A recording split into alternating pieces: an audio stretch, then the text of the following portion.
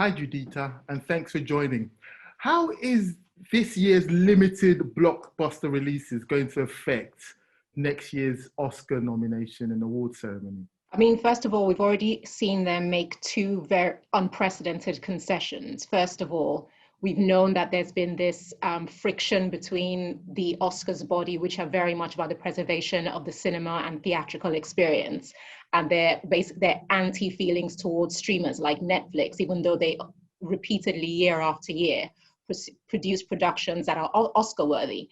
So on one hand, the Oscars doesn't want to let go of their love of traditional film enjoyment in the cinema. And on the other hand, Netflix wants the legitimacy of winning Oscars like they had with Alfonso Cuarón's Roma. But then this year we saw them lose out with so many nominations for Marriage Story, for The Irishman, for Two Popes. But what they've done now is that they officially released a statement saying that there would be concessions for Netflix films to be more in consideration for nominations and therefore wins, because they realized if you don't take in the streamers, there will be no nominees.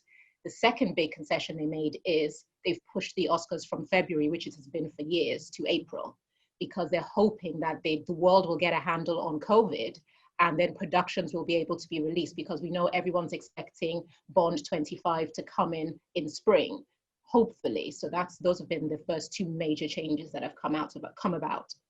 So is video on demand the new normal now? Are we going to now see more and more production companies going to places like Netflix and Amazon Prime to premiere some of their releases? Is that the new way forward?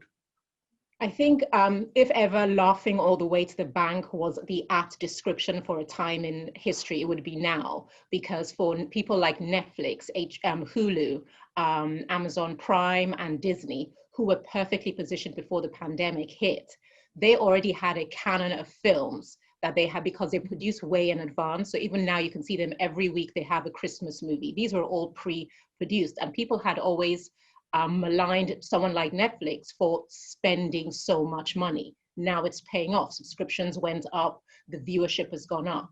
So what you're seeing now is, like you say, the visceral memory of the human being will be who was good to you when times were rough. When you're thinking about the issues people have with mental health, what they're going to do during lockdown, they will remember that the people who were there, the brand that was there throughout, were the Netflixes and Amazon Primes. So come tomorrow, when you're thinking about how the evolution of film will go, productions so far, they will have to make concessions, because you will have a bunch of people that are not so keen on being so social. I do admit that the theatrical experience is something classic.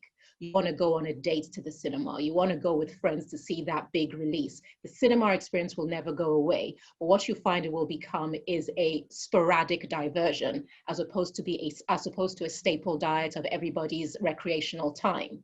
So then what will people, like you said, people will have to factor that into the marketing rollout. How long do you leave the film in cinemas before you put it on streaming? Because you will have a percentage of your audience that just can't be bothered. And they've become familiar with staying at home. They like staying at home. So you'll think to recoup the cost, put it onto streaming, make your deals with streaming at the same time as cinemas, and make the time in cinemas less and quicker onto platforms, because people will not want to wait 2 years before they see the Joker land on Netflix. So things like that. Well, thank you so much. That's been so insightful, Judita. Thank you for your time. My pleasure. Thank you. Thank you.